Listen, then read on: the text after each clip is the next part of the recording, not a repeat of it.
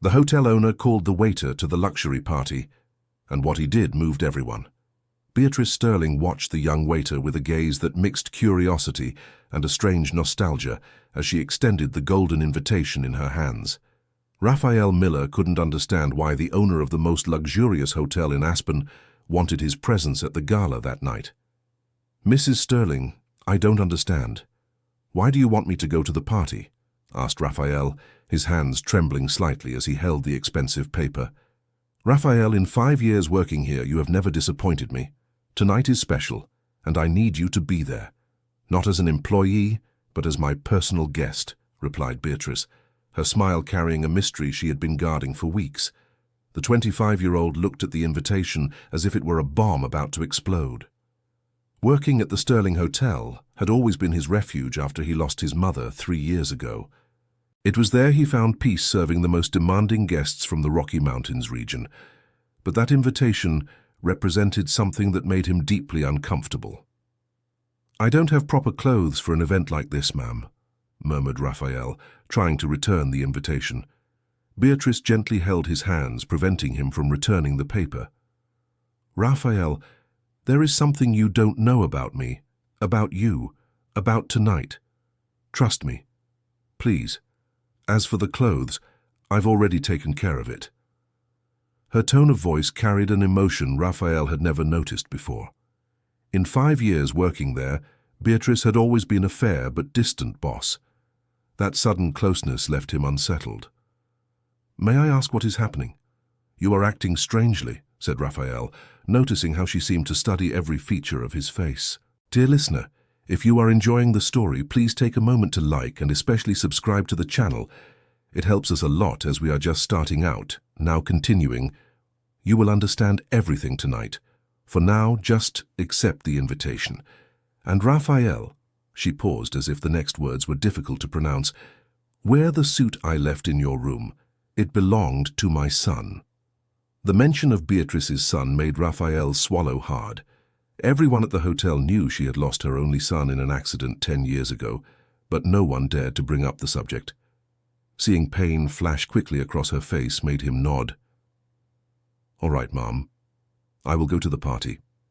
The smile Beatrice gave in response was filled with relief and something deeper that Raphael couldn't decipher. She walked away, leaving a soft perfume in the air and a strange feeling in the young man's chest. Hours later, Raphael looked at himself in the mirror of the small staff room. The navy blue suit fit his body perfectly, as if it had been made for him. The quality of the fabric and the impeccable cut contrasted drastically with his simple clothes. For the first time in years, he saw himself as something more than a waiter. But the feeling of wearing the clothes of someone who was no longer there bothered him deeply. Raphael touched the silk tie and wondered what kind of person Beatrice's son had been. Why did she keep those clothes? And more importantly, why did she want him to wear them? As he descended to the hotel's main hall, Raphael was met by a spectacle of lights and elegance that momentarily paralyzed him. The crystal chandeliers reflected golden light onto dozens of guests dressed in the finest attire.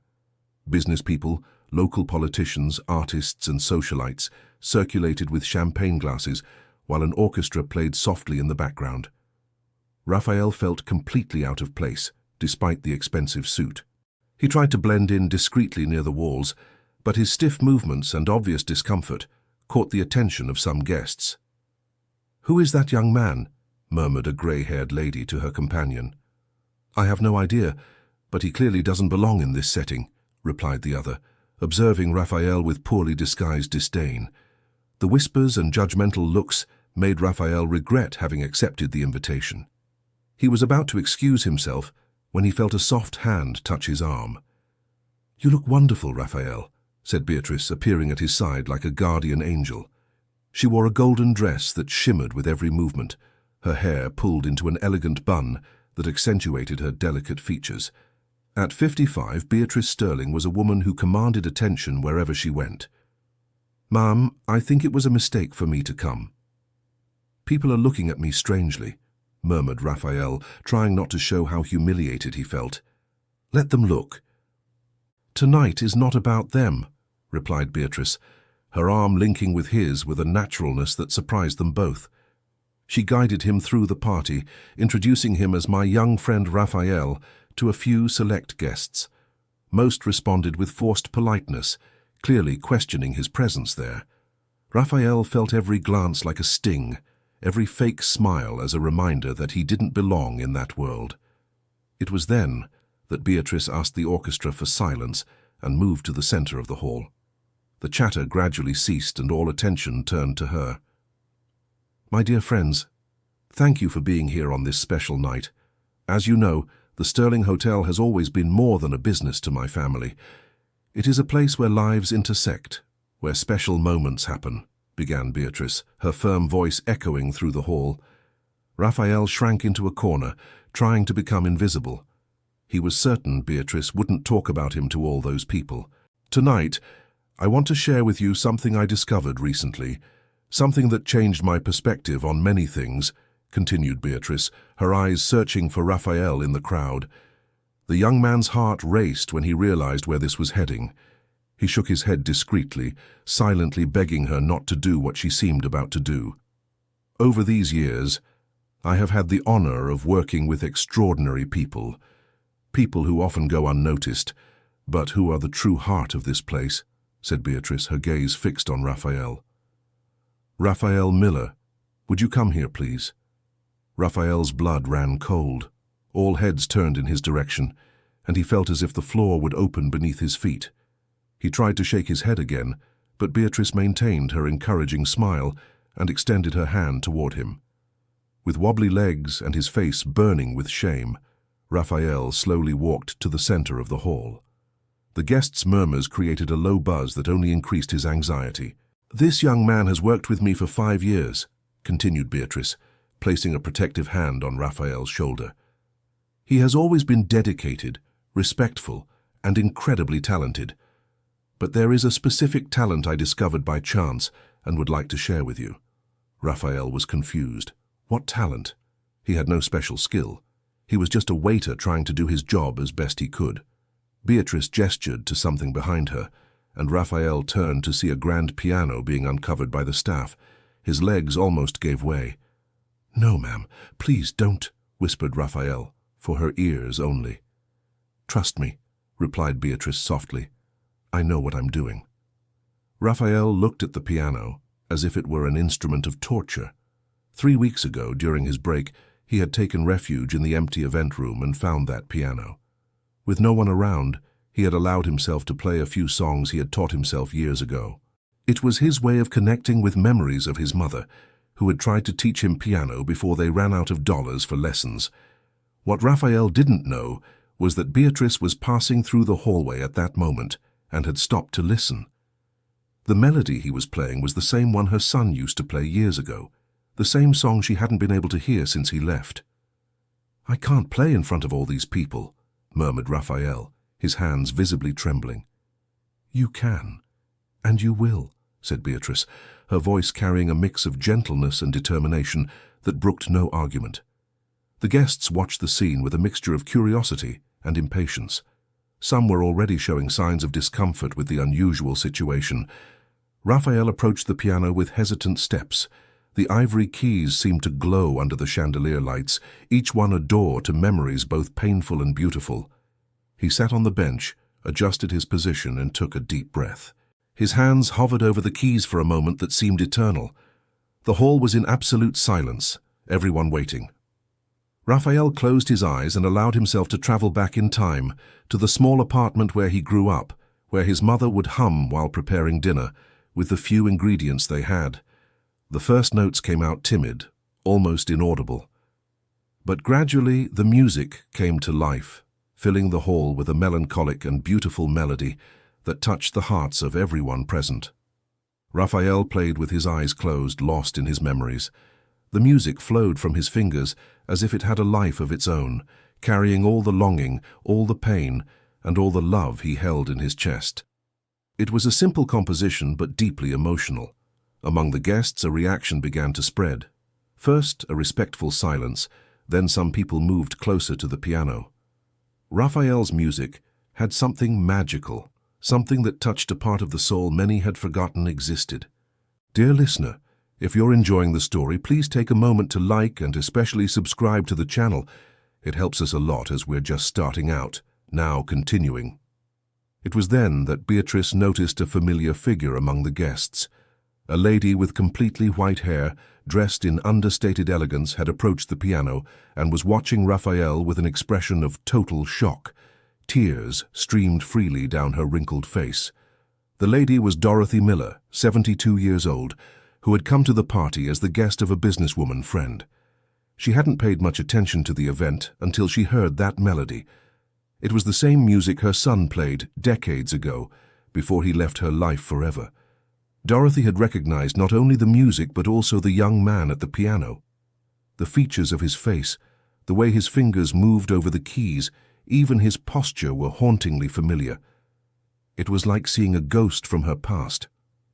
Beatrice noticed the lady's reaction and felt her heart race. She had investigated Raphael's life in recent weeks after hearing him play. She knew he had lost his father very early and that his mother had worked 3 jobs to raise him.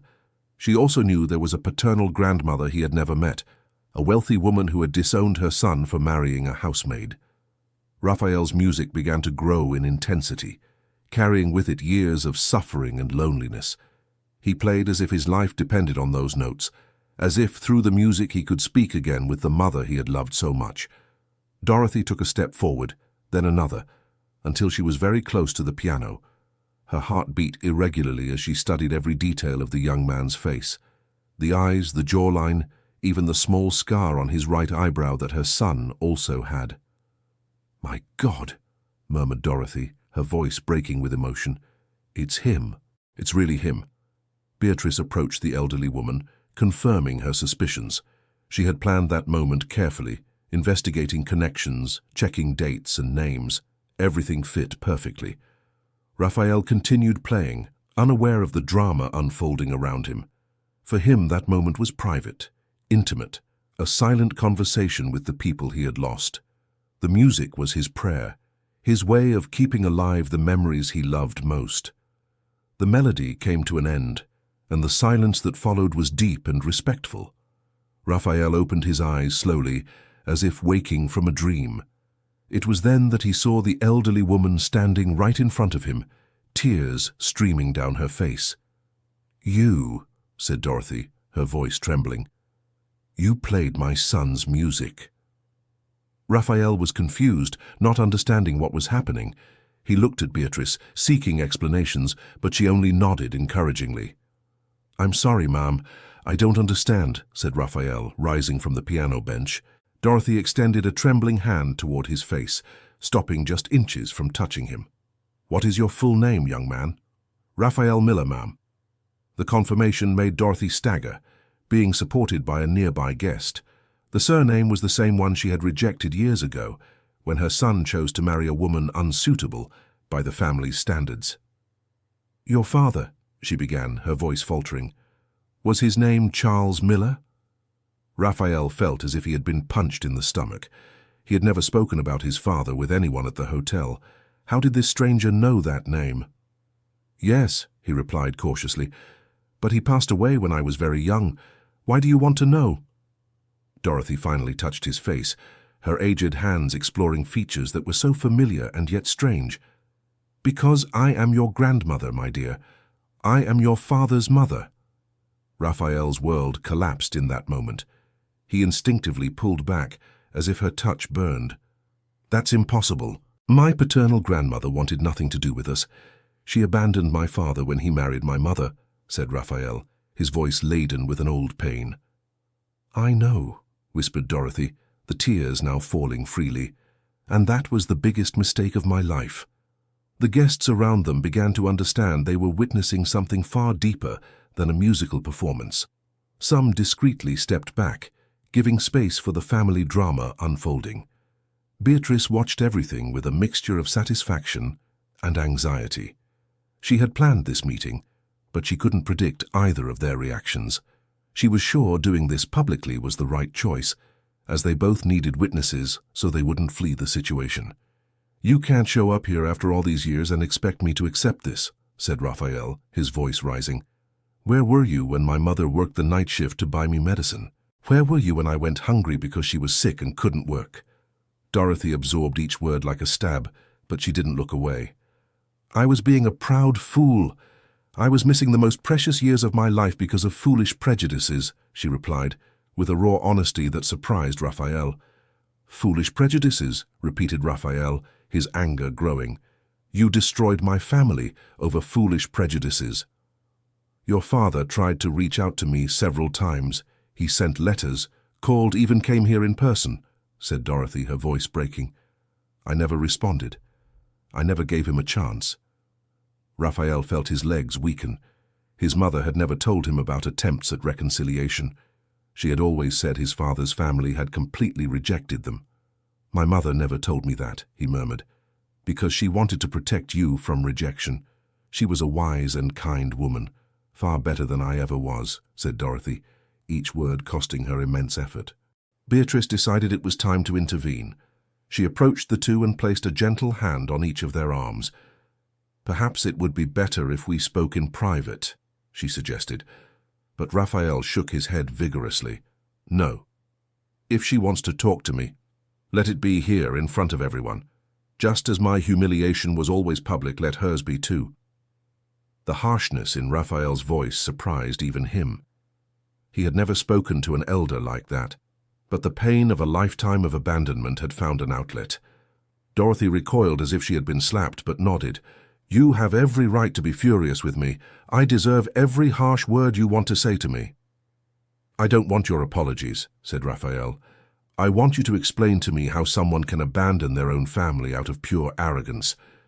Because I was raised believing there were different kinds of people and that some kinds shouldn't mix," answered Dorothy, her words coming out between sobs. "Because I put my pride above love." "And now, what's changed?" asked Raphael, crossing his arms. Dorothy looked around at all the faces watching her public humiliation, then turned her eyes back to the grandson she had lost.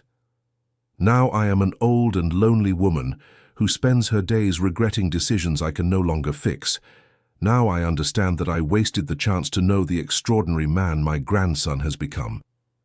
The words hit Raphael like daggers, but they also touched a part of him that yearned for family, for connection.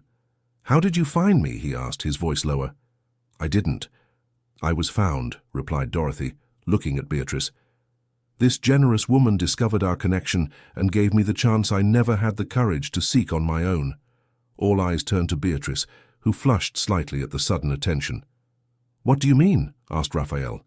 "After I heard you play, I began to investigate your story. I found out about your grandmother and decided you needed to meet," explained Beatrice. "I know it might seem like manipulation, but sometimes people need a nudge to do what's right." Raphael looked from Beatrice to Dorothy, processing the information. Part of him was grateful for the intervention, but another part felt manipulated and used. "So this whole party was a setup?" he asked. "The party is real. It's an annual celebration we hold for our longest-serving employees," answered Beatrice. "But yes, I orchestrated this meeting specifically." Raphael felt betrayed. The woman he had trusted for 5 years had schemed behind his back, exposing his most intimate feelings in public. "You had no right to do this to me," he said, his voice laden with hurt. "You're right," admitted Beatrice. "We didn't. But sometimes you have to take risks when you see two people who need each other." "I don't need her," said Raphael, pointing at Dorothy. "I've done just fine without her until now." The words cut Dorothy like blades, but she remained steady. "Perhaps you don't need me," she said, "but I need you. I need the chance to try and fix what I broke." "It's too late for that," replied Raphael. "You had 25 years to look for your grandson. 5 years since my mother passed, when I needed family the most." "I know it's late. I know it might be too late," said Dorothy, her voice breaking again. "But I'm begging you to give me a chance to show I've changed." Raphael looked at the elderly woman before him, trying to find traces of his father in her features. There were subtle similarities in the shape of the eyes, the line of the nose. It was disturbing and comforting at the same time. "What do you want from me?" he finally asked. "I want to know you. I want to know what kind of man you've become, what dreams you have, what you like, what makes you smile," answered Dorothy. "I want to try to be the grandmother I should have been from the day you were born." "And what if I say no?" Dorothy took a deep breath, as if preparing for the worst possible answer. "Then I will respect your decision, and I will spend the rest of my life knowing I lost not only my son, but also the extraordinary grandson he left behind." The silence that followed was heavy and charged with emotion. Raphael felt the weight of everyone's gaze, but his mind was focused on the internal struggle between anger and curiosity, between hurt and the need for family connection. Dear listener, if you're enjoying the story, please take a moment to like and especially subscribe to the channel. It really helps us who are just starting out. Now continuing, it was Beatrice who broke the silence. "Raphael, may I suggest something?" He nodded, still processing everything that had happened. "How about the two of you talk in private? I have a quiet office where you can be at ease," she said. "No," said Raphael, surprising everyone. "If we're going to talk, let it be here. These people have already heard the worst. They can hear the rest too." Dorothy agreed with a nod, understanding that this was Raphael's way of maintaining control of the situation. "Tell me about my father," said Raphael, his voice calmer. "Tell me about the man you rejected." Dorothy closed her eyes for a moment, as if gathering strength to open a wound that had never fully healed. "Your father was kind, intelligent, and incredibly stubborn when he believed in something," she began, a sad smile crossing her face. "He played piano since he was a child, just like you. It was his way of expressing feelings he couldn't put into words." Raphael felt a tightness in his chest. He had never known his father also played piano. "He fell in love with your mother the first day he saw her. She worked as a maid in the home of some friends of ours, and Charles was absolutely fascinated by her," Dorothy continued. "He said she had the most beautiful laugh he had ever heard." "And you didn't approve," said Raphael, not a question. "I didn't approve because I was raised believing people needed to stay in their social places. That mixing brought problems," admitted Dorothy, the shame evident in her voice. "It was ignorance disguised as tradition." "My mother was an extraordinary woman," said Raphael, defending her memory. "I know that now. At the time, I refused to get to know her properly to discover that," replied Dorothy. "Charles tried to show me who she really was, but I was blinded by prejudice." "How did my father react when you rejected them?" "He was devastated. He cried in front of me, begged me to give them a chance. Said he couldn't live without both of us in his life." Dorothy paused, taking a breath to continue. "I told him he would have to choose, either her or us." "And he chose her," completed Raphael. "He chose true love. He made the only right choice available," said Dorothy. "And I lost him forever because of my arrogance." Raphael processed the information, trying to imagine how different it would have been if his grandmother had made different choices. "Did you try to contact him after?" "Many times, especially after I learned you had been born," admitted Dorothy. "But your father was unyielding. He said he wouldn't allow you to grow up feeling the rejection he had felt." "So he protected me from you," said Raphael, a new understanding dawning. "He protected you both from my toxicity. It was his final act of love for me," said Dorothy, the tears returning. "He knew me well enough to know I could cause more pain than joy." "And when did he pass away?" "I found out 2 weeks later. No one told me. I read it in the newspaper." Dorothy's voice broke completely. "I wanted to go to the funeral, to meet you and your mother, but I knew I had no right. I had given up that right years before." Raphael felt an unexpected wave of compassion for the woman before him. Imagining the pain of losing a son and not even being able to say goodbye touched him deeply. "And after that? Why did you never try to find us?" "Because I was a coward. Because it was easier to live with the pain than to face the possibility of new rejection," admitted Dorothy. "And because, honestly, I didn't think I deserved forgiveness." "You don't deserve it," said Raphael, his words sharp. "But maybe you deserve a chance to try to earn it." The statement surprised even Raphael. He hadn't planned to say that, but some part of him yearned for connection, for family, for answers about his origins. "What does that mean?" asked Dorothy, a spark of hope appearing in her eyes. "It means I'm willing to talk. I don't promise forgiveness, I don't promise a relationship, but I'm willing to get to know you," said Raphael. "On one condition. Anything. You will tell me everything about my father. Every memory, every story, every detail you remember. He was taken from me too soon, and you owe me those memories." Dorothy smiled through her tears. "I have entire albums, home videos, letters he wrote. I have a lifetime of memories waiting to be shared." The moment was interrupted by applause.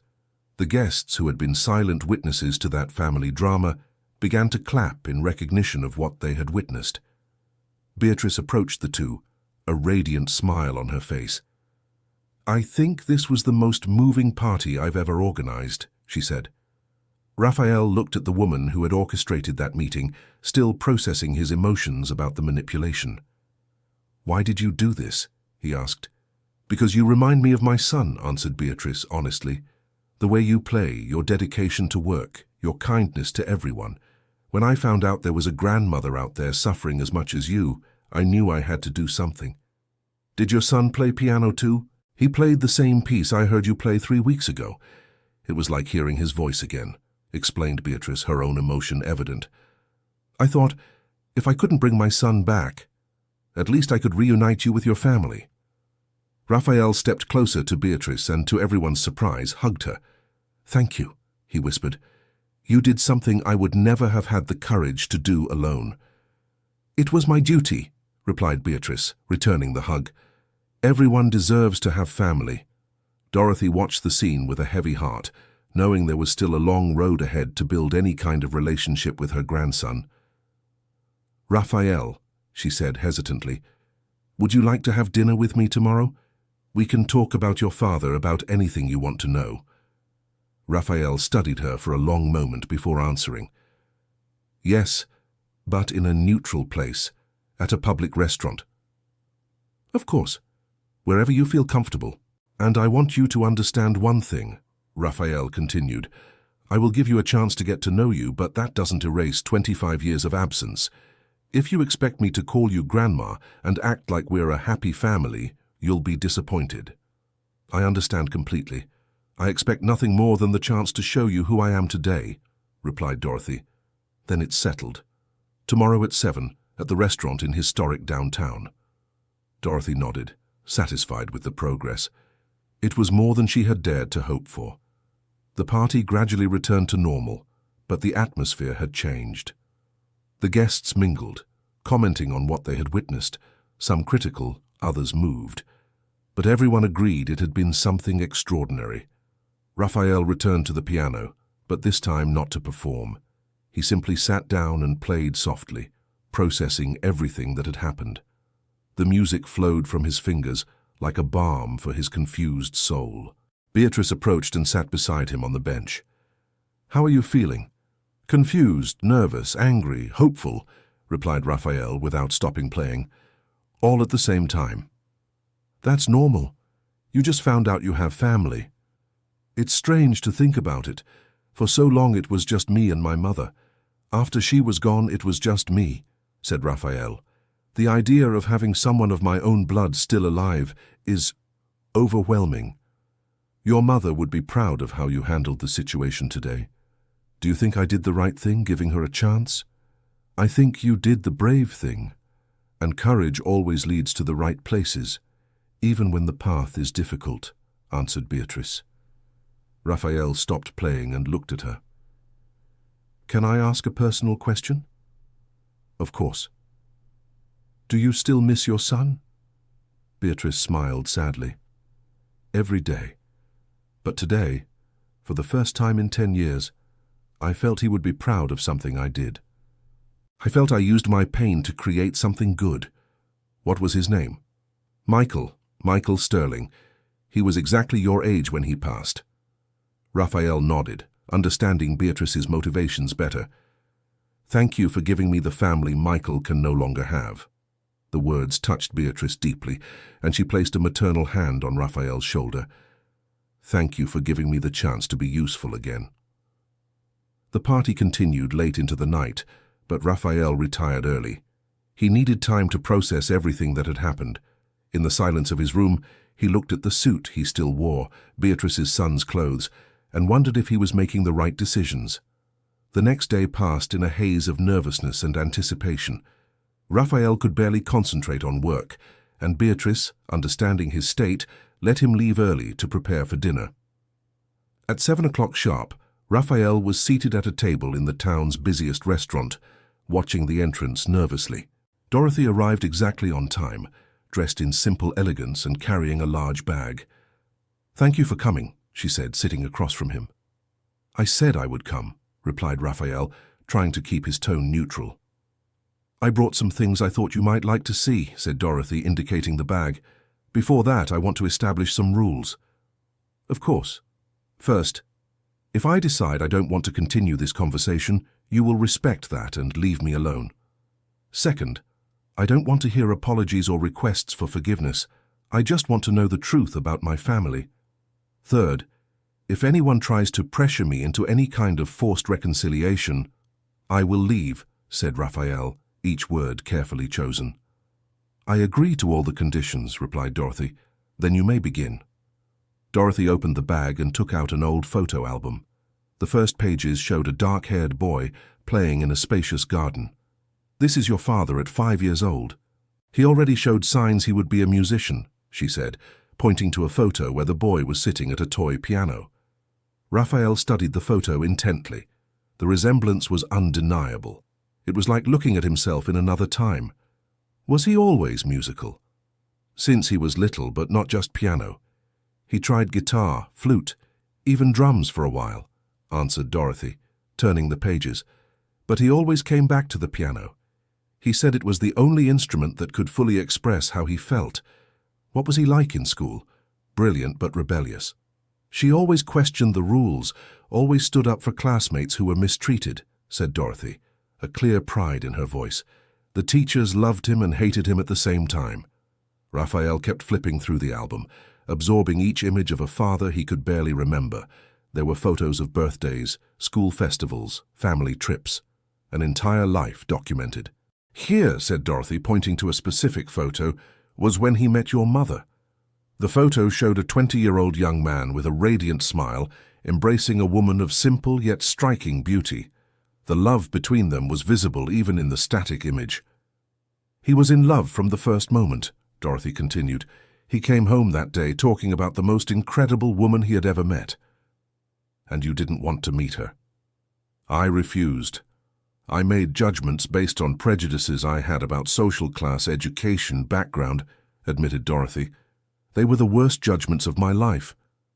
"Tell me more about how they met." "Charles was at a friend's party. Your mother Clara was working, serving the guests. He spilled champagne on his own shirt on purpose just to have an excuse to talk to her," said Dorothy, smiling at the memory. "He said she laughed so hard at his pathetic excuse that he knew right then he was going to marry her." "He really said that?"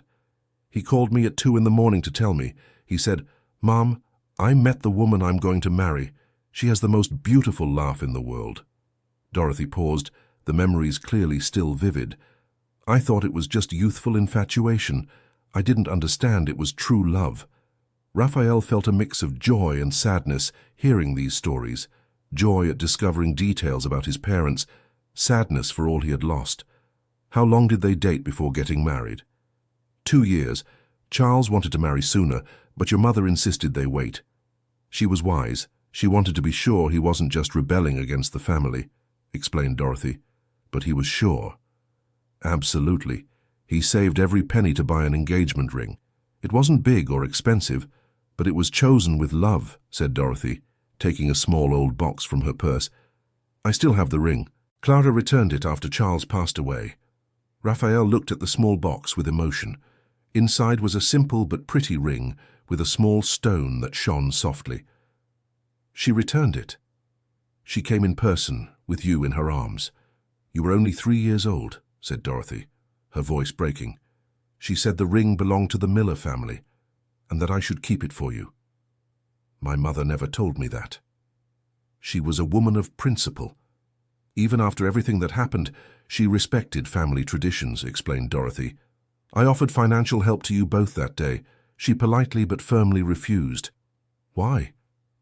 She said she didn't need my guilt disguised as charity, that the two of you would be fine on your own, replied Dorothy.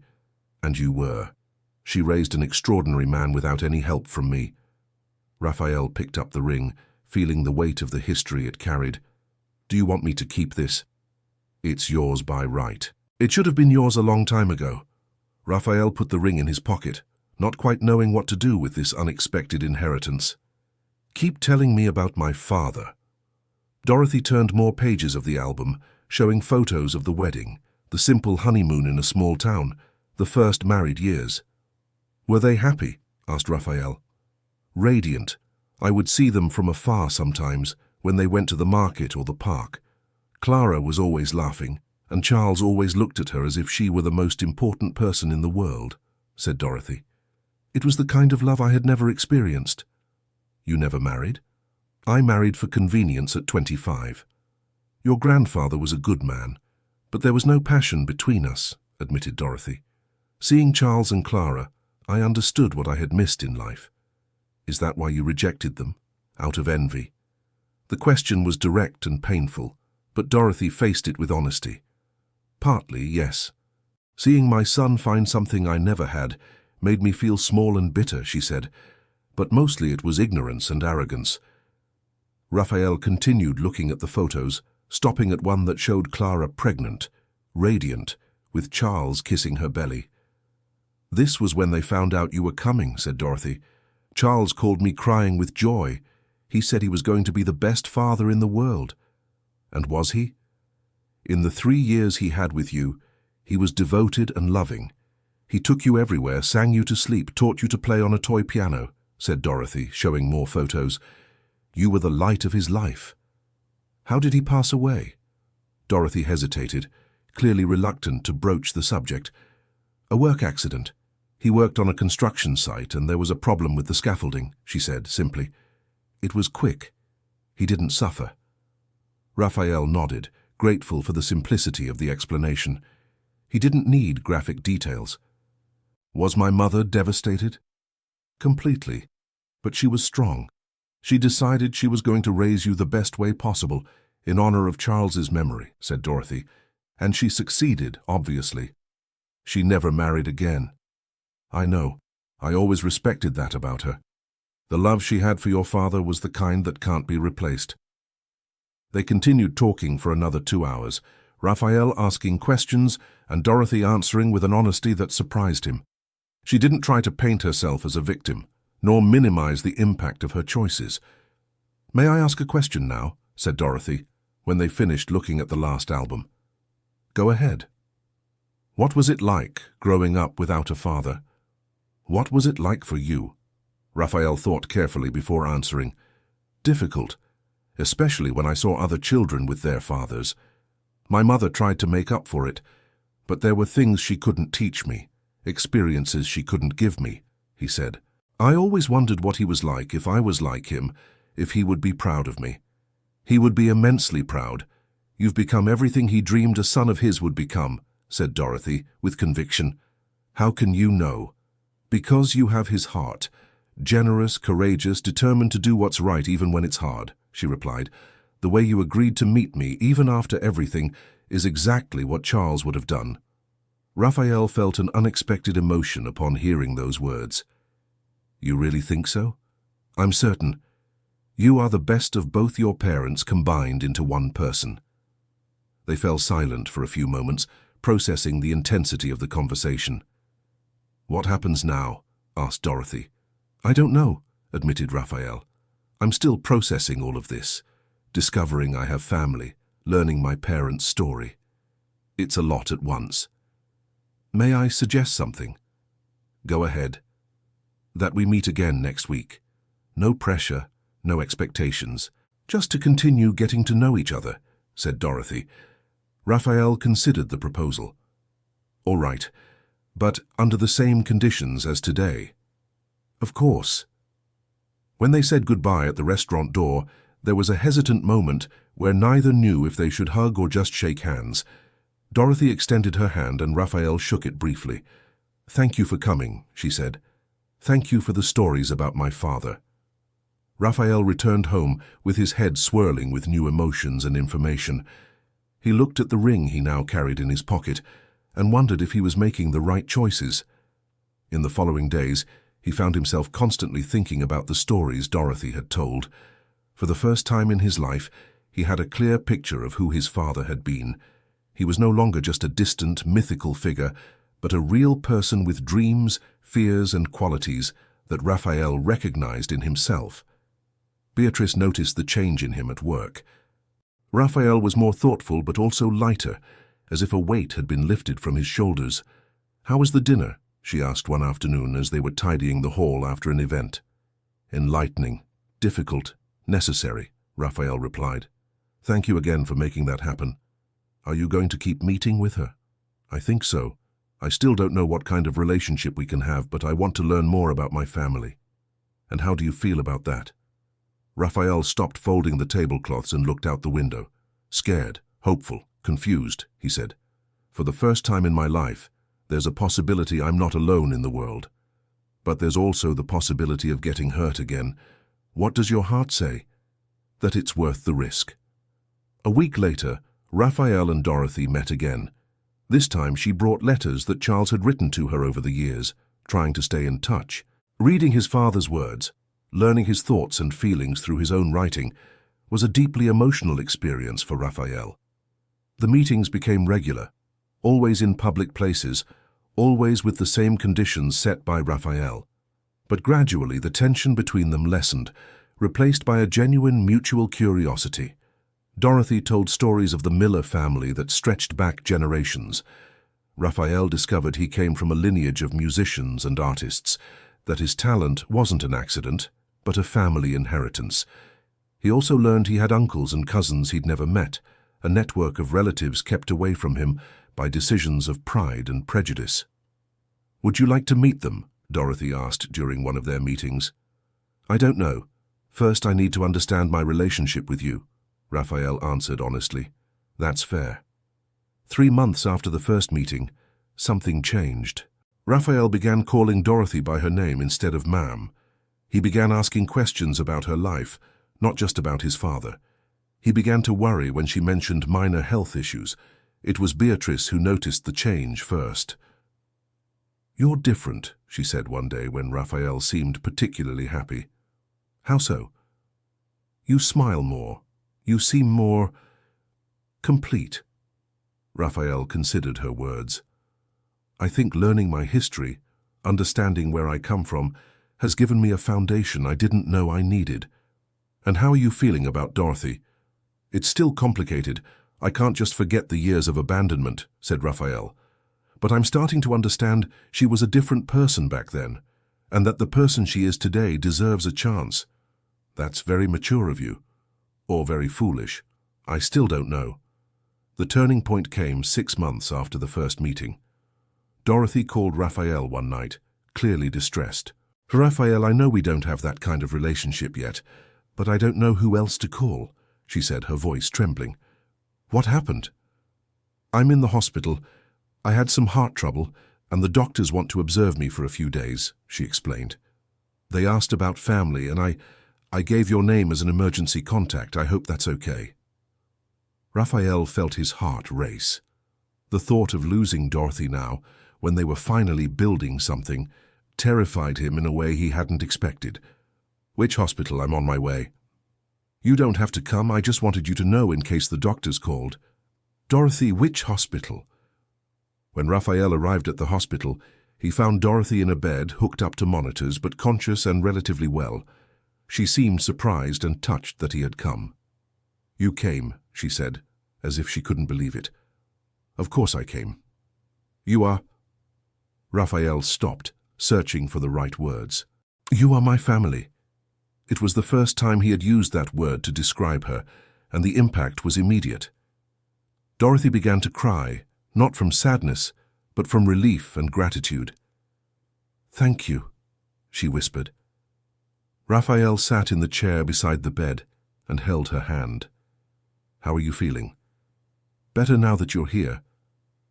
They spent the night talking quietly, Raphael learning more details about the family, Dorothy learning more about his dreams and ambitions.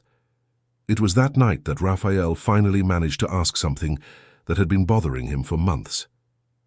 "Dorothy, do you regret finding me?" "What do you mean?"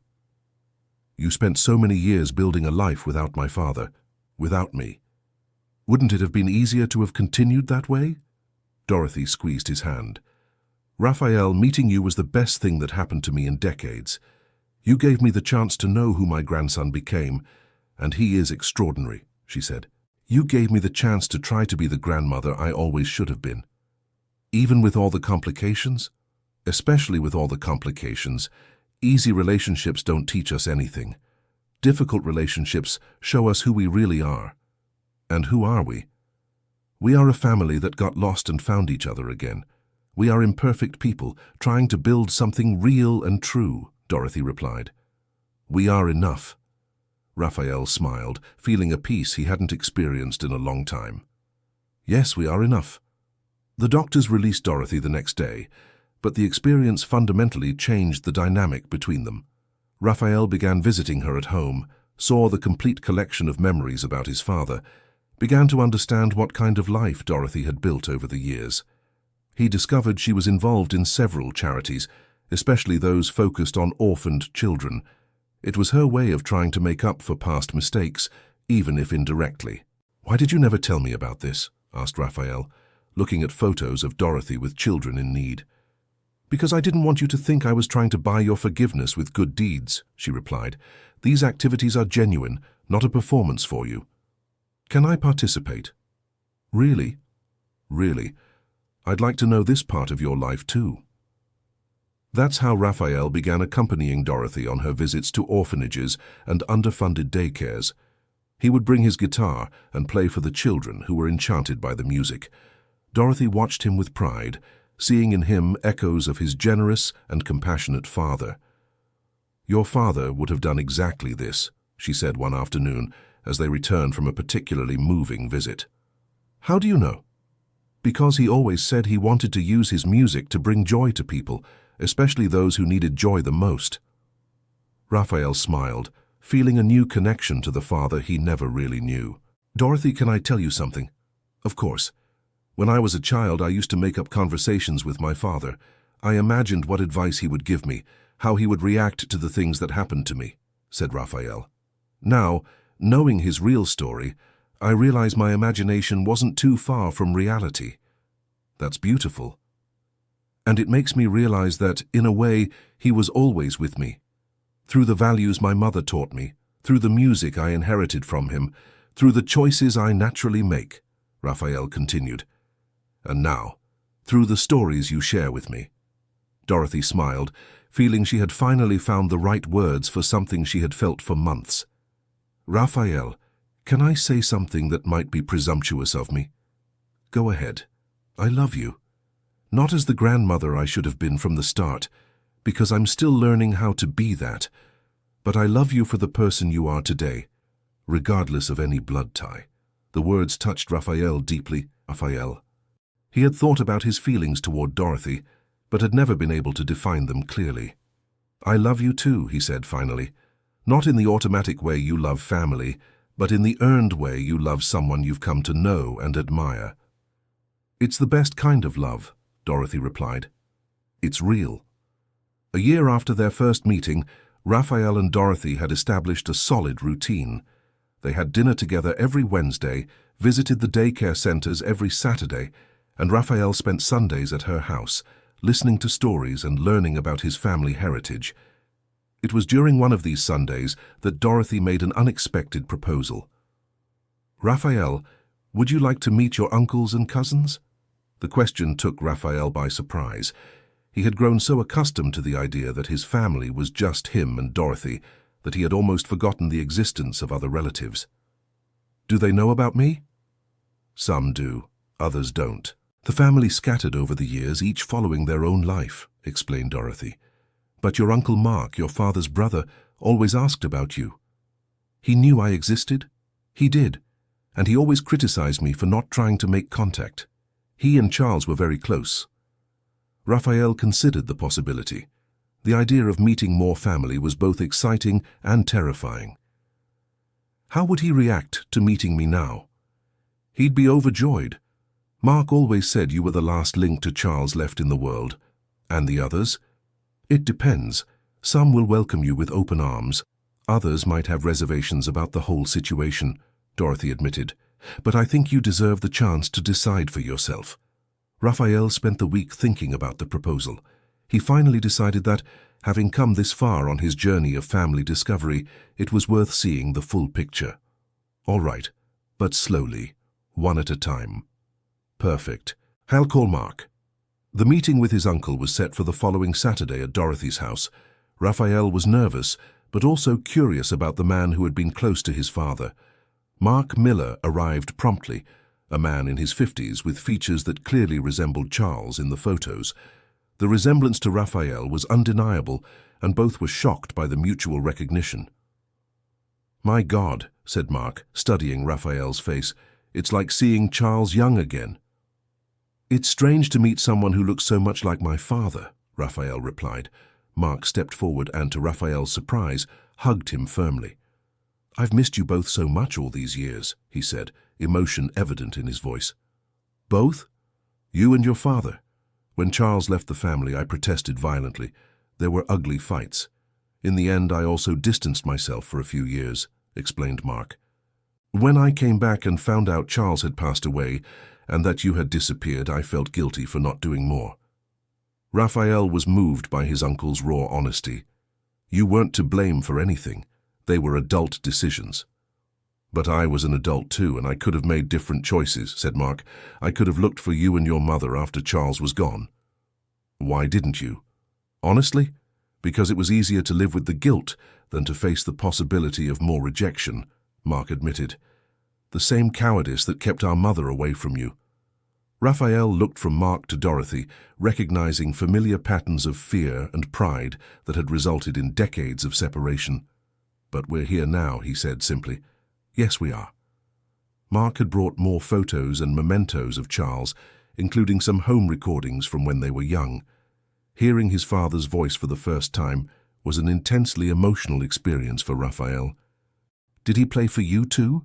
asked Raphael, after listening to a recording of Charles at the piano. "Constantly. It was how we communicated when words weren't enough," replied Mark. "You've inherited that from him, it seems." "How do you know?" "Dorothy told me about your performance at the hotel party. She said it was magical." Raphael looked at Dorothy, who gave a shy smile. "I may have mentioned how proud I was." "Do you play for people now?" asked Mark. "Sometimes. Mostly for the kids at the daycare centers we visit." Charles would be proud of that. He always said music was better when shared. The three spent the afternoon exchanging stories, Raphael learning more about the family dynamic he had missed, Mark and Dorothy coming to terms with past decisions. It was as if pieces of a puzzle were finally clicking into place. "Raphael," said Mark as he was preparing to leave, "would you like to meet your cousins? Charles Jr. and Anna are around your age, and they've always known about you. They want to meet me? They're desperate to. They've always felt like they had a ghost cousin they could never find." The idea of having cousins his own age, people who grew up knowing of his existence, was thrilling for Raphael. "Yes, I'd like that very much." The meeting with the cousins was set for the following week, and when Raphael arrived at Mark's house, he was greeted by two young adults who studied him with the same intensity with which he studied them. Charles Jr., 26, was a musician like his father and uncle. Anne, 24, was a teacher for special needs children. Both had grown up hearing stories about their lost cousin. "It's surreal to finally meet you," said Anne, hugging Raphael warmly. "We always imagined what you'd be like." "And?" "You're exactly how we imagined," replied Charles Jr. "You have the same musical energy Dad always said Uncle Charles had. Did you know about the whole family situation? We knew Grandma had rejected your father, that you had become estranged from the family," said Anne. "Dad always told us the truth about it. And you never tried to find me?" "We tried a few times when we were teenagers," admitted Charles Jr., "but we never got any solid leads, and when we found out Aunt Clara had passed, We didn't even know where to start. Raphael felt a wave of emotion, knowing there were people who had thought of him over the years. "I'm glad you tried. We're glad Grandma finally found the courage to do what was right," said Anne. The three cousins spent hours talking, discovering similarities and differences, learning about the lives each had built. It was like recovering a part of himself that Raphael hadn't known was missing. "You have to come to Mom's birthday next month," said Charles Jr. "The whole family will be there." "The whole family? Aunts, uncles, second cousins, everyone," explained Anne. "It'll be your big official debut as a member of the Miller family." The idea was both exciting and terrifying. "Everyone knows about me." "They do now." "The news that you were found spread fast," said Charles Jr. "Most are eager to meet you." "And the minority?" "Well, there are always a few family members who think certain waters should be left undisturbed," admitted Anne. "But they'll come around." Raphael returned home with his head spinning. In less than 2 years, he had gone from being completely alone in the world to having an extensive network of relatives. It was a huge adjustment. Beatrice noticed the change in him immediately. "You seem overwhelmed," she observed. "I am. In a good way, but I am," replied Raphael. "It's strange to discover you have a large family when you've spent your whole life thinking you were alone. How are you handling it?" "Slowly, trying not to get lost among so many new people," said Raphael. "But it's incredible to have this sense of belonging I never had before." "And Dorothy, how is she handling all this family reunion?" "She's radiant. I think she feels redeemed for having managed to reconnect me with the family." "And do you feel connected?" Raphael considered the question carefully. "Yes and no. I feel a real connection with Dorothy, with Mark, with my cousins. But I'm still cautious about opening my heart to too many people at once," he said. "I need to build these relationships one by one." "That's wise." "I hope so." Helen's birthday, Mark's wife, turned out to be a bigger event than Raphael had imagined. More than 30 members of the Miller family were present, and he found himself being introduced to a staggering number of uncles, aunts, cousins, and in-laws. The reaction was mostly positive. People were curious about his life, impressed with his education and personality, proud to have another musician in the family. But Raphael also noticed some reserved looks, some conversations that stopped when he approached. It was Dorothy who noticed his discomfort. "Are you feeling overwhelmed?" she asked, approaching him during a break between introductions. "A little. It's a lot of new people all at once." "Do you want to leave?" "No, I want to stay. I just need to get used to it," said Raphael. "It's strange being the center of attention like this." "You're doing very well. Everyone is impressed with you. Even those who seem reserved?" Dorothy followed his gaze to a group of older relatives talking in low tones. "Some people need more time to adjust to changes. It's not personal against you," she explained. "It's resistance to the idea that the family can expand and change." "I understand. But most are genuinely happy to meet you, and you are part of this family, whether everyone likes it or not." Dorothy's firm statement reassured him. It was good to know she was willing to defend him if necessary. The most moving moment of the party came when someone suggested Raphael play the piano. He hesitated at first, but was encouraged by the whole family. "Play the song your father used to play," suggested Mark. Raphael sat at the living room piano and began to play the melancholy melody that had become his signature. But this time something different happened. Charles Jr. joined him with a guitar. Anne began to hum harmonies, and soon the whole family was participating in some way. It was as if the music were the language that connected them all, the common thread that turned a group of strangers into a real family. When the music ended, there was applause and some tears. Raphael felt truly accepted for the first time in his life. "Your father would be so proud," whispered an elderly aunt, hugging him after the performance. "Thank you," replied Raphael, feeling he finally understood what it means to have a family.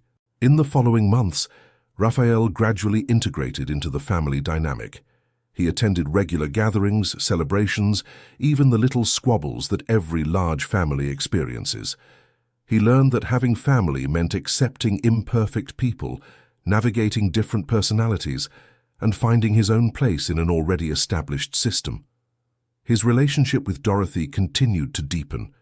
They had found a balance that worked for both of them, genuine affection tempered with realism about the limitations of a relationship that started late in life. "Do you regret giving me a chance?"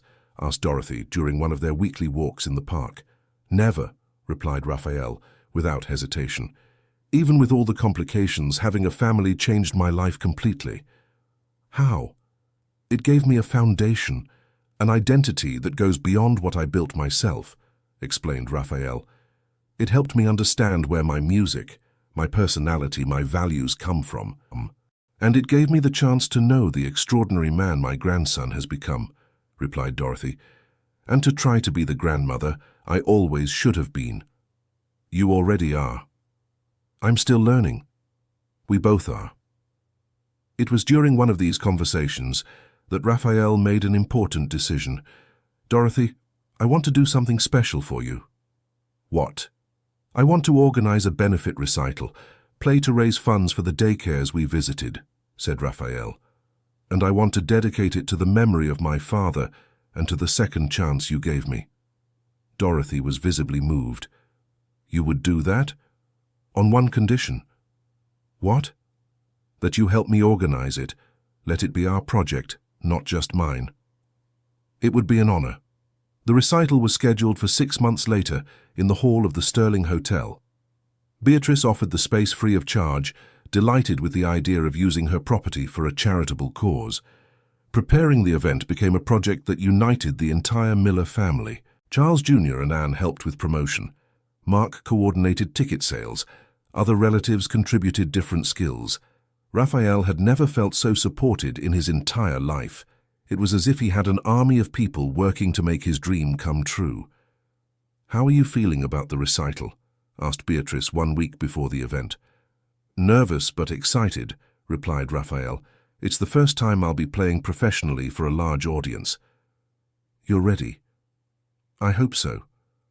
"Raphael, can I say something?" "Of course." "Watching you grow from a shy waiter into this confident man who is organizing benefit recitals has been one of the greatest joys of my life," said Beatrice. "You remind me why it's worth believing in people. Thank you for believing in me before I even believed in myself. It was easy. I always knew there was something special about you." The night of the recital finally arrived. The hall of the Sterling Hotel was packed, with over 200 people present. There were members of the Miller family, hotel staff, representatives from the benefiting daycares, and even some strangers who had heard about the event. Raphael was backstage, wearing the same suit he had worn to the party a year and a half ago. But this time he didn't feel out of place. He felt at home. Dorothy approached him minutes before the performance. "How are you?" "Good. Ready," replied Raphael. "Your father would be so proud," she said, straightening his tie affectionately. "You think so?" "I'm sure. Using your music to help children in need is exactly what he would have done." Raphael hugged Dorothy briefly. "Thank you for everything. For giving me the chance to know my history, my family, myself. Thank you for giving me the chance to redeem myself. You didn't need to redeem yourself. You just needed to be yourself." When Raphael took the stage, he was met with warm applause. He looked out at the audience and saw familiar and new faces, all there to support him in something that had become much bigger than a simple recital. "Good evening," he said into the microphone. "My name is Raphael Miller, and tonight I want to tell you a story about family, forgiveness, and second chances." He briefly told his story, about losing his parents, about finding Dorothy, about discovering a family he didn't know existed. He told about music as a bridge between generations, about how love can survive decades of separation. "Tonight, I play in memory of my father, Charles Miller, who taught me through his absence that music is the universal language of the heart," said Raphael. "And I play in honor of my grandmother, Dorothy Miller, who taught me it's never too late to do what's right." The first chord he played completely silenced the hall. The music flowed from his fingers like an intimate conversation with each person present, telling stories of loss and reunion, of pain and healing, of loneliness and belonging. For over an hour, Raphael played a repertoire that mixed his own compositions with adaptations of classical pieces. Each song was a love letter to the family he had found, a prayer of gratitude for the life that had become possible. When he finished, the silence was followed by an explosion of applause that lasted several minutes. Raphael was visibly moved, knowing he had just lived one of the most important moments of his life. Dorothy was the first person to come up on stage, followed by the entire Miller family. It was a powerful image, 3 generations brought together through music and love. "Thank you," Dorothy whispered in his ear, "for giving me the chance to witness this. Thank you for giving me the family that made this possible." The recital raised more dollars than anyone had expected. But more important than that, it solidified Raphael as a full and respected member of the Miller family and gave Dorothy the redemption she had sought for decades. In the following months, Raphael continued to play regularly, both for charity events and family celebrations. His music became the soundtrack of the Miller gatherings, the way they connected and celebrated their shared history. His relationship with Dorothy evolved into something natural and comfortable. They didn't try to compensate for the lost years, but built something new and meaningful in the present. It was a friendship based on mutual respect, genuine affection, and the understanding that family relationships can be chosen as well as inherited. "You know what impresses me most about our story?" said Dorothy one afternoon as they were organizing old family photos. "What?" "How we managed to build something real without pretending the past didn't happen," she replied. "Many people think forgiveness means forgetting. We learned that forgiveness means choosing to build something new, even while remembering what was lost." "It's a more mature kind of love," agreed Raphael. "It's a love that endures because it's based on truth, and choice, and choice." 2 years after their first meeting, Raphael had become a central figure in the Miller family, not only for being the son of the late Charles, but for his own qualities and contributions. He organized regular musical events, helped coordinate the family's charitable activities, and became a beloved confidant for younger cousins. His career had also transformed. While he continued working at the Sterling Hotel, now as a special events coordinator promoted by Beatrice, he also established himself as a freelance musician, playing at weddings, corporate events, and charity recitals. "Have you ever thought about studying music formally?" asked Dorothy one afternoon as Raphael played piano at her house. "Sometimes, but I'm afraid formal education might take the spontaneity out of my music," he replied. "Or it could give you even more tools to express what you feel." "Do you think I should?" "I think you should do what your heart tells you, just like you did when you decided to give me a chance." Raphael considered her words. His music had naturally grown more sophisticated through practice and experience, but there were techniques and theories he could learn. "Maybe I should at least try a few lessons. I can help with that if you'd like." "How?" "I can pay for them. It would be a belated grandmother's gift." Raphael hesitated. Accepting financial help from Dorothy seemed like a significant step in their relationship. "Are you sure?" "Absolutely. Investing in your talent would be one of the best things I could do with my dollars." "Then I accept, but on one condition." "What?" "That you let me play at your 75th birthday next month. It would be an honor." Dorothy's birthday became a memorable family celebration. 3 generations of the Millers gathered to honor the matriarch who had finally managed to reunite her scattered family. Raphael played a special composition he had created for the occasion, a piece that told his family's story through music. It was joyful and melancholic at the same time, celebrating the reunions and lamenting the lost time. "This music," he said before beginning to play, "is about a woman who had the courage to admit her mistakes and fight to correct them. It's about a grandson who learned that sometimes you have to take risks to find where you belong. It's about a family that discovered love can be stronger than pride." The performance was met with tears and applause. Dorothy was visibly moved, knowing the music had been created specifically for her.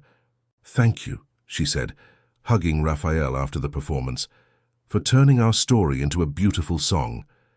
Thank you for giving me a beautiful story to turn into music." It was in this kind of exchange that their relationship was now based: mutual gratitude, acknowledgement of the present, and the careful building of something neither had experienced before. 3 years after their first meeting, Raphael was organizing his first exhibition of family photographs at the Sterling Hotel. He had spent months digitizing and organizing images that told the Miller family's story through decades. The exhibition included photos of a father he had never seen, images of relatives he had recently met, and new photos of family celebrations he was now a part of. It was a visual celebration of belonging and identity. "How do you feel seeing your family history displayed like this?" asked Beatrice on opening night. "Complete," replied Raphael. "For the first time in my life, I have a complete narrative about who I am and where I come from. And how has that changed you?" "It's given me a confidence I never had before. Knowing I come from a lineage of interesting and talented people makes me feel like I can be interesting and talented too. You always were those things. But now I know it's not an accident, it's heritage." The exhibition was a success, attracting not only the Miller family, but also community members interested in stories of family reconciliation. Raphael found himself telling his story repeatedly, each time discovering new aspects of it he hadn't noticed before. It was during one of these conversations that he met Elaine Brooks, a local journalist interested in writing about his story. "Would it be possible to do a longer interview?" she asked. "I think your story could inspire other families who have gone through similar separations." Raphael looked at Dorothy, who was nearby. "What do you think?" "I think our story deserves to be told. It might help other people find the courage to face similar situations," replied Dorothy. "Then yes, I'd like to participate."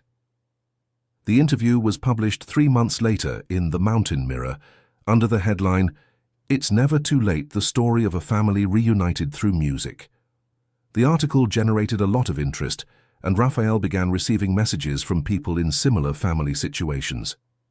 "You've become a local inspiration," joked Charles Jr. at a family gathering. "It's strange to think our personal story can affect other people," admitted Raphael. "The best stories always do," said Anne, "because they show that change and forgiveness are possible." "Do you regret making it all public?" "No," replied Raphael, looking around the table where his family was gathered. "If our story can help even one family reconcile, it was worth sharing." Dorothy smiled, proud of the man her grandson had become. "Your father would have been so proud of who you've become." "He would have been proud of who you've become too," replied Raphael. "The woman who has the courage to acknowledge mistakes and fight to correct them. We've become a good team." "Yes, we have." And it was true. Dorothy and Raphael had found a perfect balance between closeness and independence, between affection and realism. Their relationship was based on mutual choice, not just family obligation. 4 years after their first meeting, Raphael was preparing to take another significant step in his life. He had decided to open a music school for underprivileged children, using both his experience and the resources he had accumulated through his performances. "It's an ambitious project," said Beatrice when he presented the idea to her. "I know, but I feel it's my way of honoring both my father and my grandmother," explained Raphael. "Using music to help children who, like me, may not have many opportunities." "And where do you plan to establish the school?" "I was thinking of using part of the hotel's space, if you agree. We could create a partnership." Beatrice considered the proposal. "It would be good for the hotel to have this association with a social cause, and it would be good for you to have an established space to work." "So you'd be on board?" "I would. In fact, I'd love to be part of something like this." The music school project became a family initiative. Dorothy contributed initial funding, Mark helped with legal aspects, the cousins collaborated with promotion and student recruitment. "It's amazing to see how a personal project can mobilize an entire family," commented Raphael during a planning meeting. "That's because it's not just your personal project," replied Dorothy. "It's the natural extension of the values our family shares." "What values are those?" "That music heals, that education transforms, that everyone deserves opportunities, that family means supporting each other's dreams." Raphael smiled, realizing how he had internalized these values without even noticing. "When you put it that way, It seems I always knew what I wanted to do. Perhaps you did, but you needed to discover where that certainty came from. And now I know. Now you know. The Miller Sterling Music School opened 6 months later with a ceremony that brought together the entire family, hotel staff, and community representatives. Raphael played the school's first official song, the same melancholy melody he had played at the party years ago, but now arranged to include children's voices. It was a full-circle moment. The music that had reunited his family was now being used to create opportunities for other children to find their own voices. "How do you feel?" asked Dorothy after the ceremony. "Like I'm finally doing exactly what I should be doing with my life," replied Raphael. "And what is that?" "Using my music to connect people, create opportunities, honor memories, build bridges. Your father would have been so proud. You always say that, because it's always true." Raphael looked around the hall where it had all begun 4 years ago. Beatrice was chatting animatedly with parents of future students. His cousins were helping organize equipment. Dorothy was being interviewed about the project by local journalists. It was a scene he could not have imagined when he was just a shy busboy who played piano in secret during breaks. "Dorothy," he said, getting her attention. "Yes?" "Thank you for giving me not just a family, but an identity. For showing me who I could become when I learned where I came from. Thank you for giving me the chance to redeem myself. And for becoming a man any grandmother would be proud to call her grandson. Even though we met so late, especially because we met so late, it proves that real relationships can be built at any time in life if people are willing to be honest and vulnerable. It's a good ending for our story.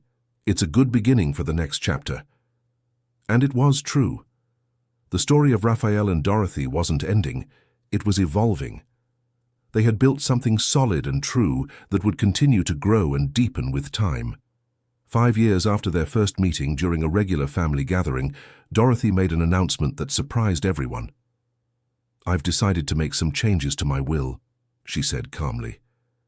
The conversation around the table stopped immediately.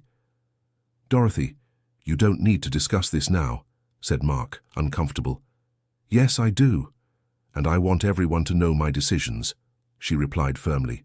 "First, I want to make it clear that all of you, children, grandchildren, in-laws, will be financially secure when I'm gone."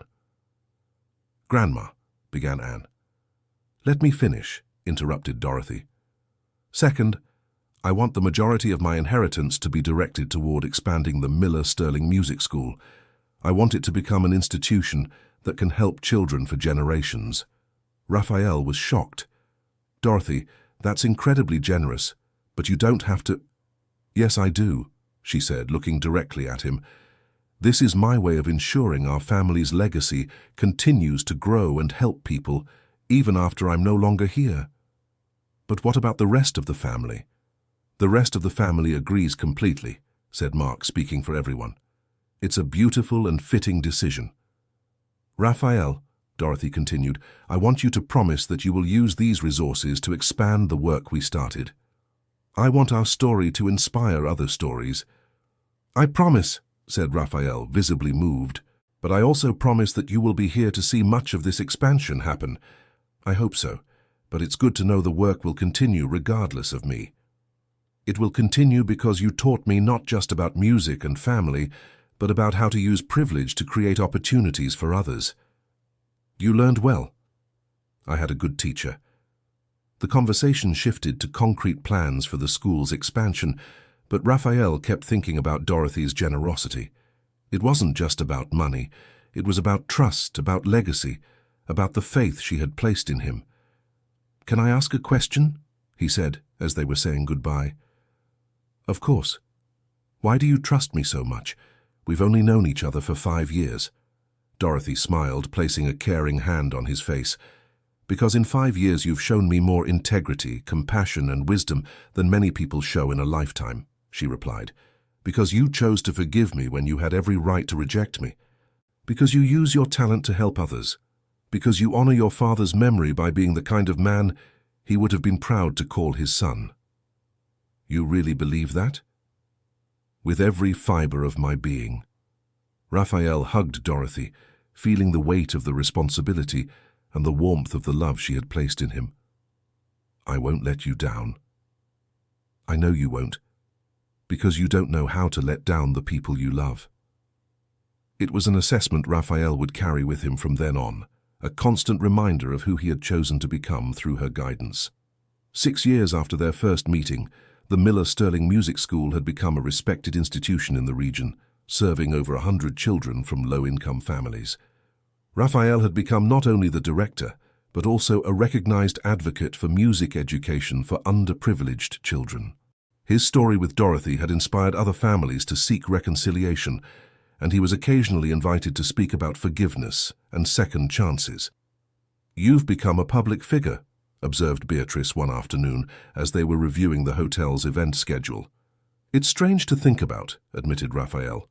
6 years ago I was just a waiter who wanted to go unnoticed. And now?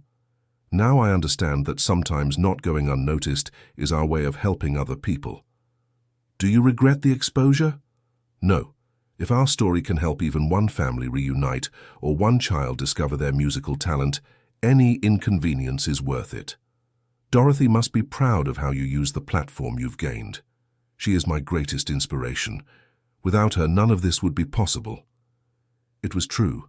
Dorothy had become not only his grandmother but his mentor, his confidant, his partner in all charitable initiatives.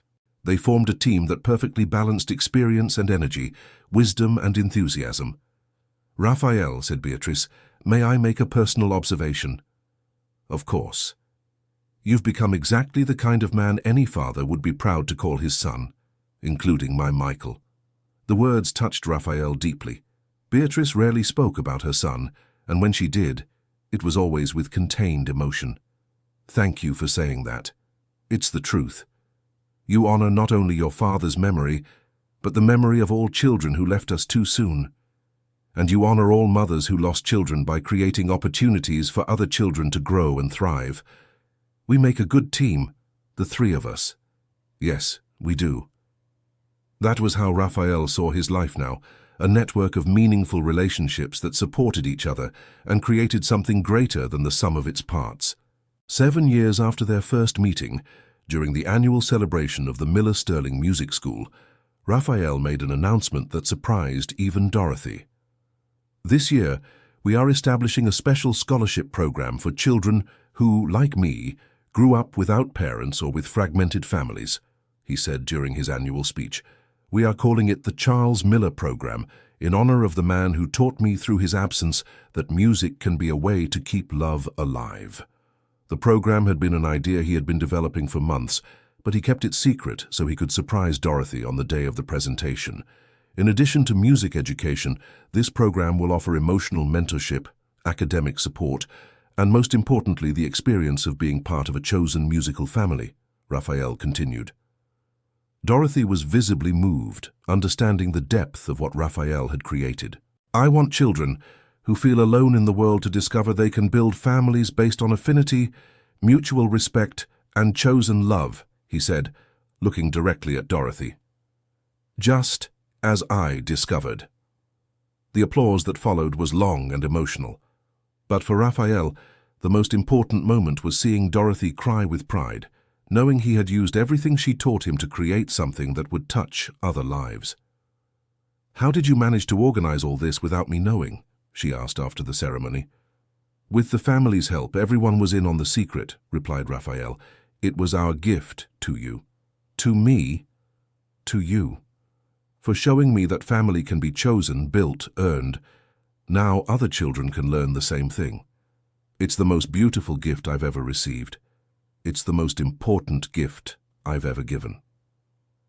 The Charles Miller program became an immediate success, attracting children from across the region and drawing attention from other educational institutions. Raphael found himself traveling to share the model in other cities, always accompanied by Dorothy when her health allowed. "Did you ever imagine our personal story could have such a wide impact?" asked Dorothy during one of these trips. "Never. When I agreed to have dinner with you for the first time, I was just curious about my father," admitted Raphael. "I didn't imagine we were starting something that would affect hundreds of other people. The best things in life happen that way. They start small and grow naturally, like our relationship, exactly like our relationship. It was a perfect observation.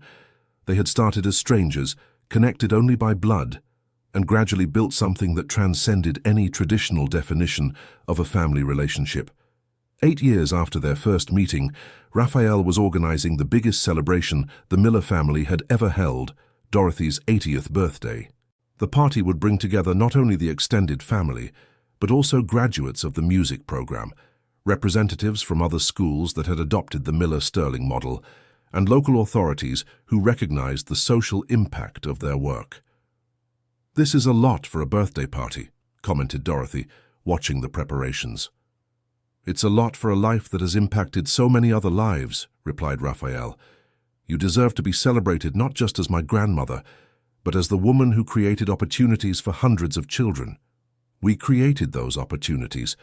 You created the first and most important one, the opportunity for me to discover who I am." The party was bigger and more moving than anyone had imagined. 3 generations of Millers were present, along with adopted children from the music program and people whose lives had been touched by Raphael and Dorothy's story of reconciliation. The most emotional moment came when Raphael presented a special surprise, a complete symphonic composition he had created over 2 years, telling his family's story through music. "This symphony," he said before the performance, "is called Second Chances. It's about forgiveness, about love that survives time, about families that lose and find each other, about music as the universal language of the heart." The performance lasted 40 minutes and included musicians from the school, family members who played instruments, and a choir of children from the program.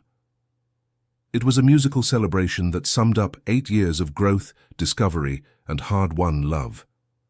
When it ended, there wasn't a dry eye in the hall. Dorothy was crying openly, overwhelmed by the beauty of what Raphael had created for her. "How did you manage to turn our story into a symphony?" she asked, hugging him after the performance. "Because our story was always music. From the first day you heard me play the piano until today," replied Raphael. "I just needed to find the right words to put it on paper. It's the most beautiful thing I've ever seen. It's our story. Of course it's beautiful." The party continued late into the night, but Raphael and Dorothy found a quiet moment to talk alone in the hotel garden. "Raphael," said Dorothy, "I want you to know something important." "What?" "These 8 years with you have been the best years of my life, not just because I got to know my grandson, but because you taught me it's possible to become a better person at any age. You taught me the same thing. We taught each other, and we'll keep teaching each other for many more years. I hope so." They sat in comfortable silence, watching the stars and reflecting on the extraordinary journey they had shared. "Dorothy," said Raphael finally. "Yes?" "I love you, not just as a grandson, but as a person. You've become one of the most important people in my life. I love you too, Raphael. You gave me the chance to know not only my grandson, but one of the most admirable men I've ever met. Thank you for having the courage to seek me out. Thank you for having the courage to accept me." It was the perfect conversation to end a perfect night. They had reached a place of mutual love, deep respect, and genuine gratitude for everything they had built together. 9 years after their first meeting, Raphael was in his office at the school when he received a call that would change everything again. "Raphael, it's Dr. Sanders. I need you to come to the hospital immediately." "What happened to Dorothy?" "She had a cardiac episode. She's stable now, but it's serious." Raphael dropped everything and rushed to the hospital, where he found the Miller family gathered in a silent vigil. Dorothy was unconscious, hooked up to machines, but the doctors were cautiously optimistic. "How is she?" asked Raphael to Mark. "Fragile but fighting. You know how stubborn she is." Raphael sat by her bedside and held her hand. "Dorothy, it's me. Raphael, I'm here. We're all here." To the doctor's surprise, Dorothy slowly opened her eyes. "Raphael," she murmured, "I'm here. I need to say some things." "You need to rest." "No, I need to say it," she insisted, with the determination Raphael knew well. If anything happens to me, I want you to know that these 9 years have been a gift I never thought I deserved. Don't talk like that. You're going to be fine. Maybe yes, maybe no. But regardless of what happens, you gave me the chance to be the grandmother I always wanted to be, she said, squeezing his hand weakly. And more importantly, you've become the kind of man who makes the world better just by existing. You're the one who made me this way. We made each other this way, mutually. And we'll keep doing so for many more years. Dorothy smiled, closing her eyes. I hope so. But if it's not possible, I want you to keep playing our music, keep telling our story, keep helping other families find each other. I promise. And Raphael. Yes. Thank you for choosing me as family. It was the greatest honor of my life. Thank you for giving me the courage to choose. Dorothy recovered from that episode, but it served as a reminder that time was precious and limited. Raphael began spending even more time with her, recording family stories, organizing memories, ensuring nothing important was lost. You're preparing for my departure, observed Dorothy one afternoon as they were organizing old albums. I'm preparing to preserve our history, regardless of when it becomes necessary, corrected Raphael. It's the same thing. Perhaps. But I prefer to think I'm celebrating our life together while we still can. That's a more beautiful way to see it. I learned from you to look for beautiful ways to see things. They continued organizing memories, each photo a door to a story, each story a confirmation that they had built something extraordinary together. 10 years after their first meeting, Raphael organized a special celebration at the Sterling Hotel, a retrospective of a decade of shared family life. The exhibition included photos, letters, recital programs, newspaper articles, and even recordings of important conversations Raphael had preserved over the years. It's like seeing our whole life on display, commented Dorothy, walking through the exhibition with the aid of an elegant cane. It is our whole life, and it's beautiful, replied Raphael. You don't regret anything. What would I regret? For giving a chance to an arrogant old woman who abandoned her family for decades. Raphael stopped and looked directly at her. Dorothy, giving you a chance was the best decision I've ever made in my life.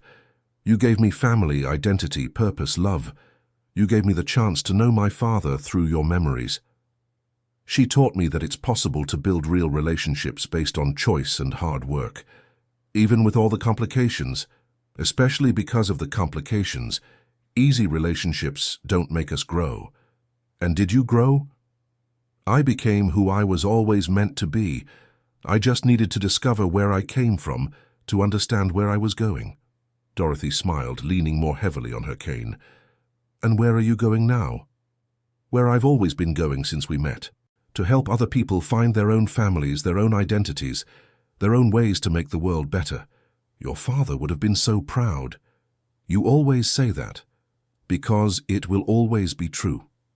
The 10-year celebration also marked the announcement of a new expansion for the Miller Sterling Music School. With additional funding from the local government and private donations, they would open 3 new campuses in the region. It's amazing how a personal story can have such a broad impact, commented Elaine Brooks, the journalist who had originally written about Raphael and Dorothy. The best stories always do, replied Raphael, because they show that change is possible, that forgiveness is real, that family can be chosen and built. And what is the most important lesson from your story? Raphael looked at Dorothy, who was chatting animatedly with school alumni.